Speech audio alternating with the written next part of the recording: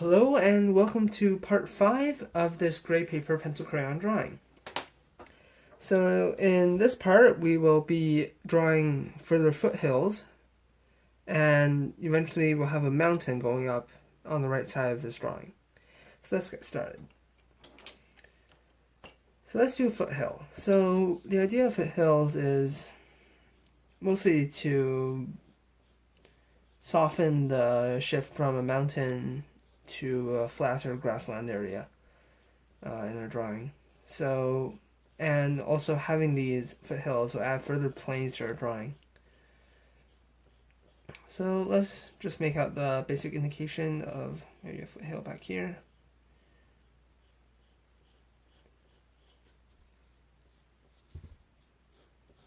And maybe another one over here.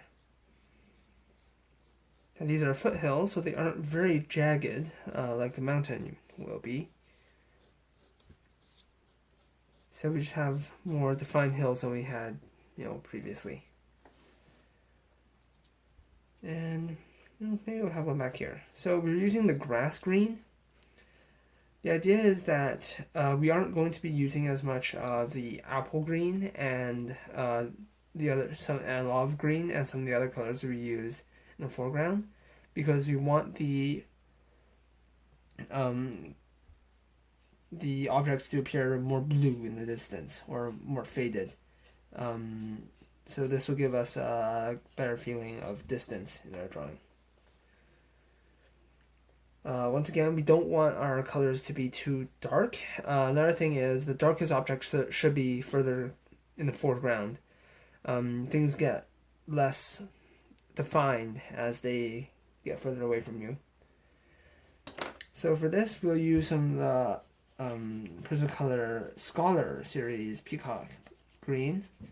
And this Peacock Green is a lighter version of the Peacock Green compared to the Premier version. And what that allows us to do is have a bluish shadow color for the backside of these foothills, but also not have it be as dark as the coniferous trees, the evergreens that are closer to us. So we're just letting in a basic color.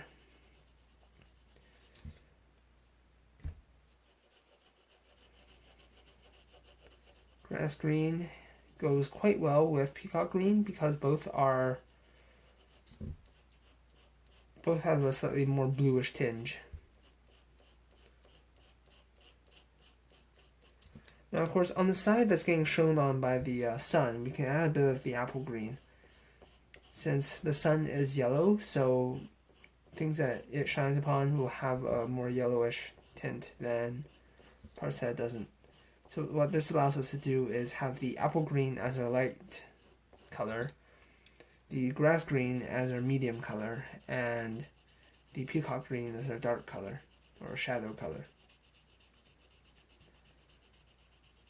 And by doing that, we give our hill transitions.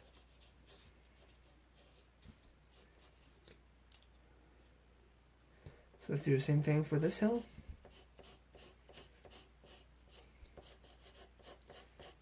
Starting out from the light color.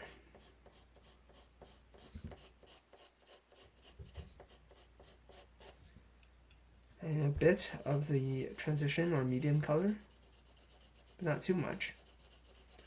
Just a general idea. And then first, before we fill it up with the medium color, we get the dark color in there.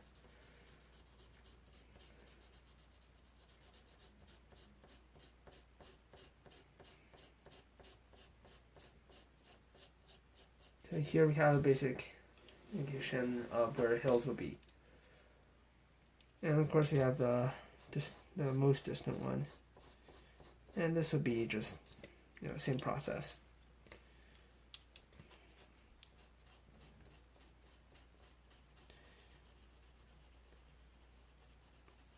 Now, when trees grow in hilly areas, they tend to grow more in the valleys because first off, there's more water there. Water tends to gravitate downwards. And secondly, because there's more shelter in the valleys. So what we're going to do is take some of our black, and along the base we're going to just draw in some vertical lines of varying height, and what this does is it makes it look like there are some trees growing far away in these valleys between the hills.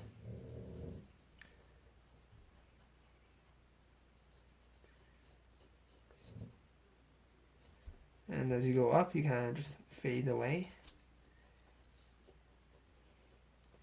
You don't have to make too clear of an indication, since we're going to go over this with a blender pencil.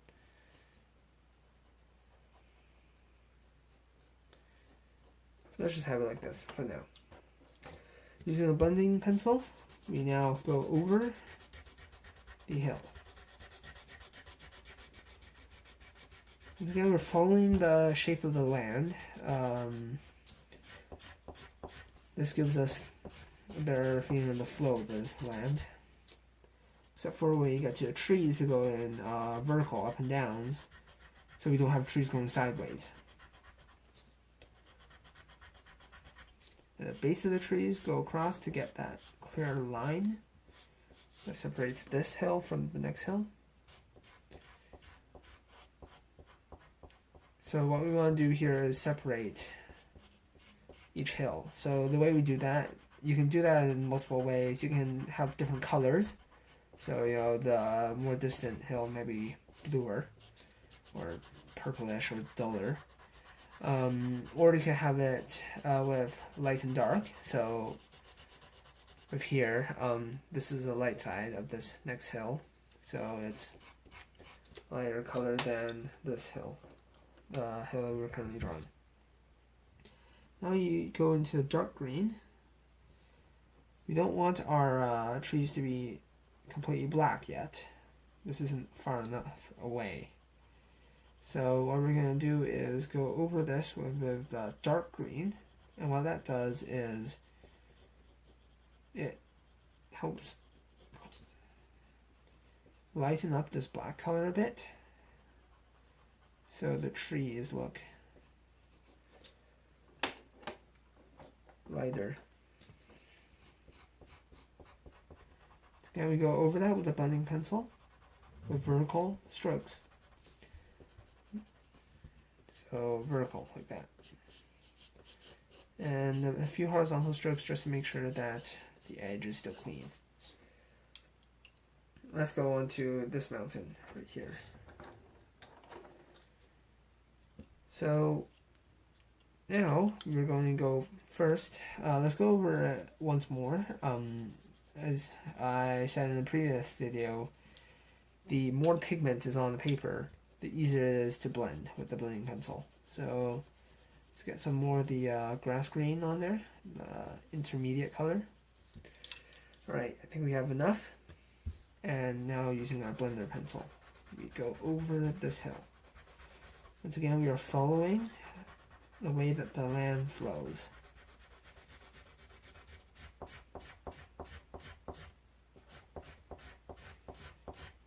Going down. Be careful around the areas you've previously drawn in. You don't want to blend the tree sideways. Where there are trees, just go horizontally instead, or vertically instead, to go along with the trees.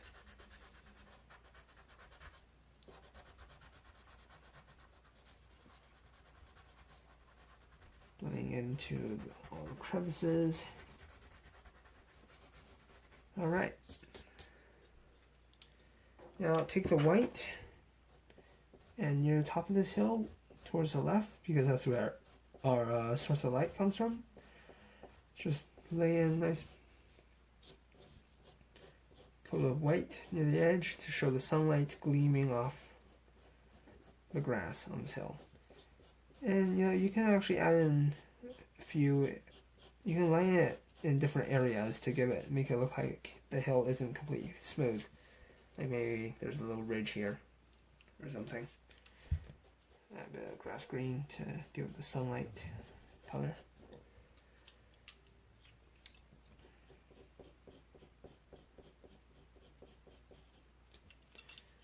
And once again, use a blending pencil.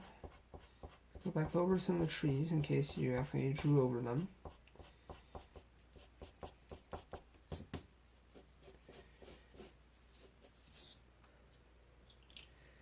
And now, with the black, let's extend this row of trees. Maybe this row of trees is where this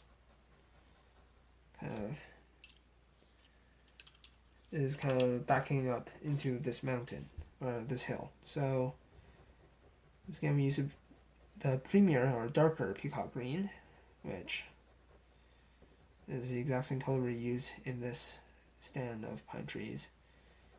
And you also use black to create the shadows.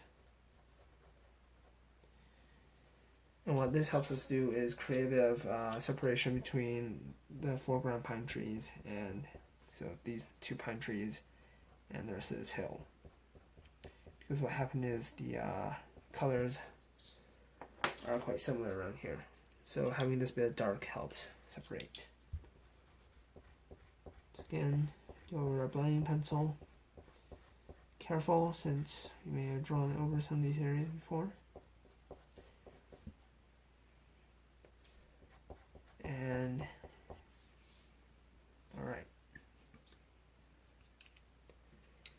Now we take the peacock green, go over this just once more, and blending pencil, and we'll blend out the last remaining areas of this row of foothills. Once again, we use a black. And once again, this black, along with the darker peacock green, compared to the apple green, helps separate these different planes. So we blend that out.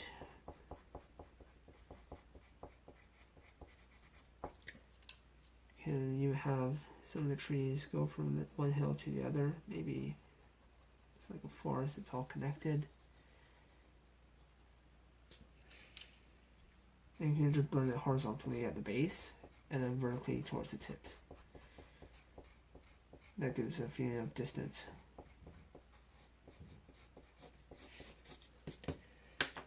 Now we take the white and on the sun side of this hill, go over it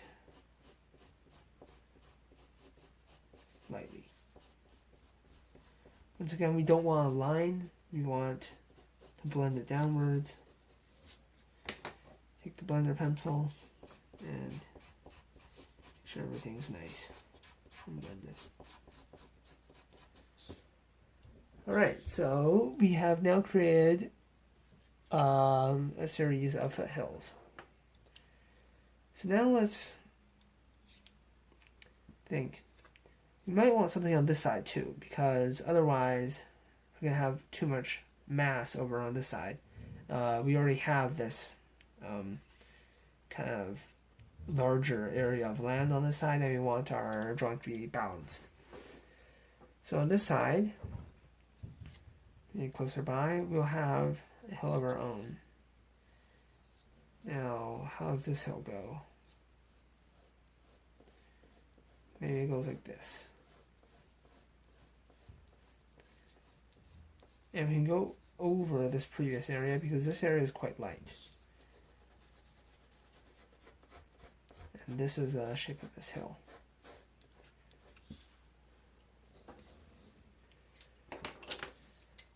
Now the thing about this hill is perhaps this particular hill is covered in trees. So you take the peacock green and just kind of make the indication of the tops of a few trees up here. We don't really care about what's going down below right now, we just want to have the top. And maybe there's a bit of a drop here. A few more trees.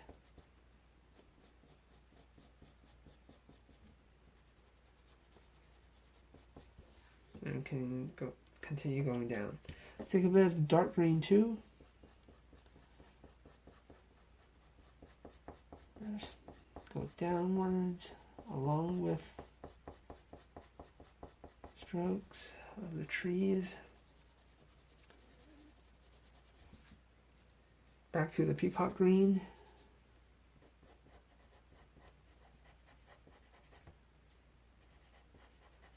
And as we go down, maybe there's another bump, low bump here, smaller. Things get a bit less distinct. And you're down here.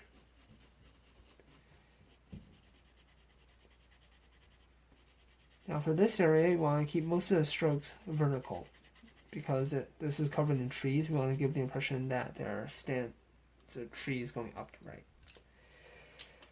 Once again, we use the dark green. And we go downwards. So now we use a blender pencil with what we already have, and you go in vertical strokes downwards. And what will happen is the dark green that we have, along with the peacock green, will mix. It will create all sorts of nice colors.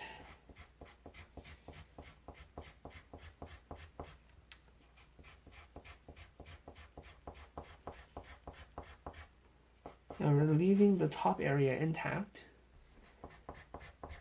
for now, so we can keep the illusion that there are trees poking upwards.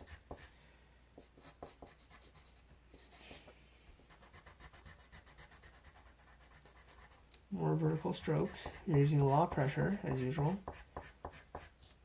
so this might get a bit tiring for our hands.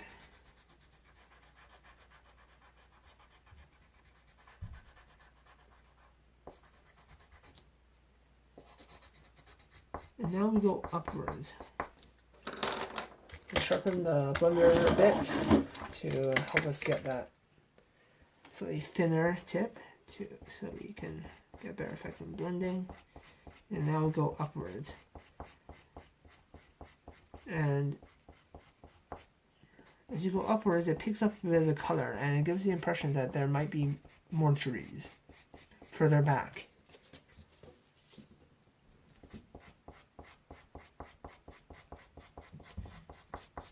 On.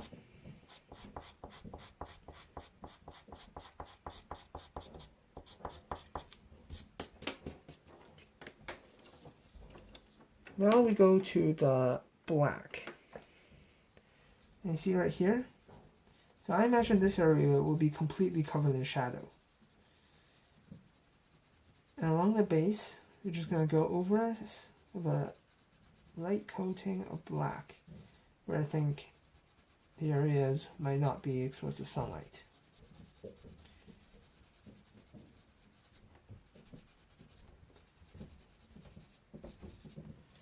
Now on this second area, let's take the peacock green again. Let's create a second row of trees. Now we're keeping these trees in the area we haven't colored in yet. That's why we left some of the area clear, so we can have the second layer of trees.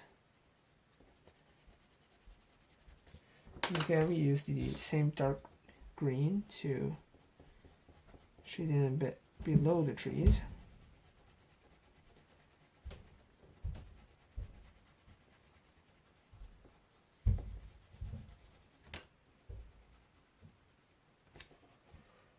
And now we go to the blender pencil. Also black. Whoops. And it shades straight downwards.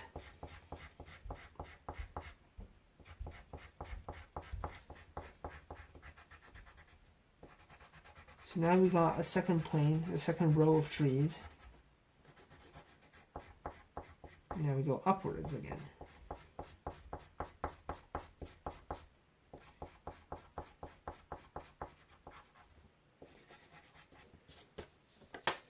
Take the black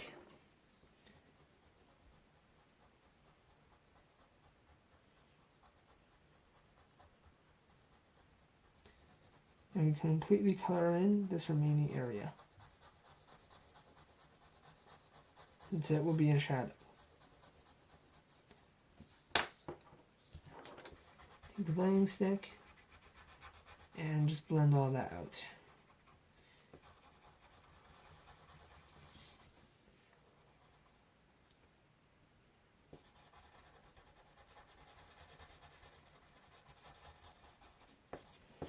Now, where we previously drew this pine tree, we're going to use a little bit of the white. Now, the reason for that is this pine tree is not as dark as this area. There's still some light hitting this pine tree. So by using a bit of the white, we are separating this tree from the background.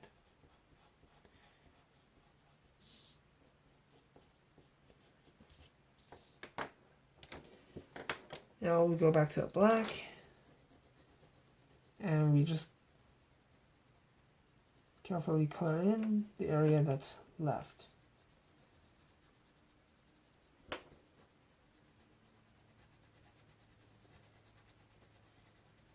And now the darkness of the black will separate it from the lighter peacock green color that's on the top of the next layer of trees.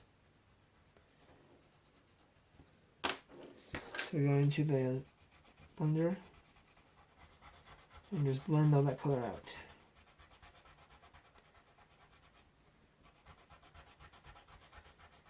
Be careful where you're already drawn, not to go over them. Don't cover up the trees in the foreground. Go into all of those crevices.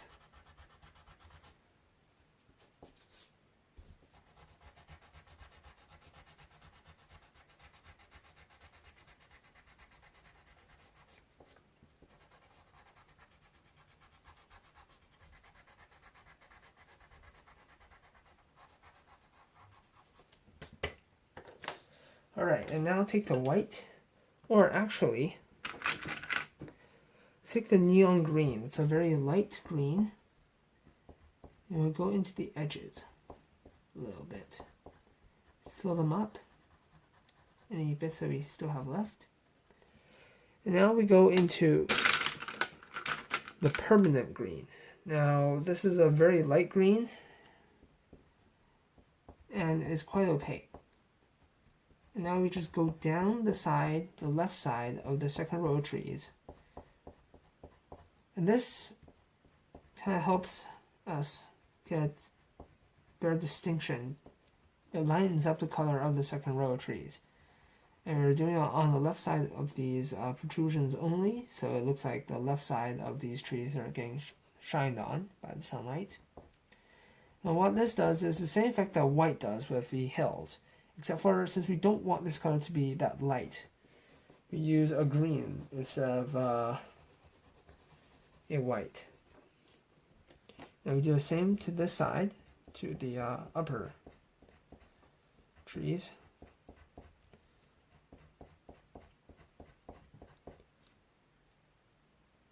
To get that better sense of where everything is.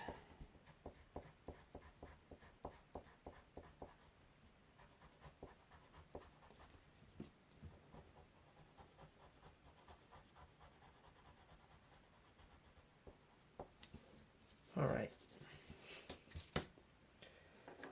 There we have a second layer of foothills. So we have a bit of brown down here. Yeah, there we go. Let's kind of blend that around. And earlier we drew this tiny little house back here. Take a bit of the white to highlight the roof a bit. Now maybe this house has a little chimney, and this chimney is sending out a bit of smoke. Someone is living in the house right now. So these fluffy circular strokes that we did with the trees and bushes over here, just lightly make the indication using our black of some fire, some smoke coming out from the chimney.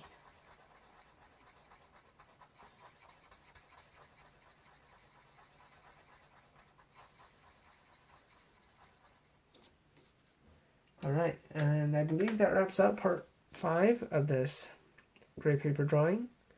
So stay tuned for part 6. I'll see you soon. Bye.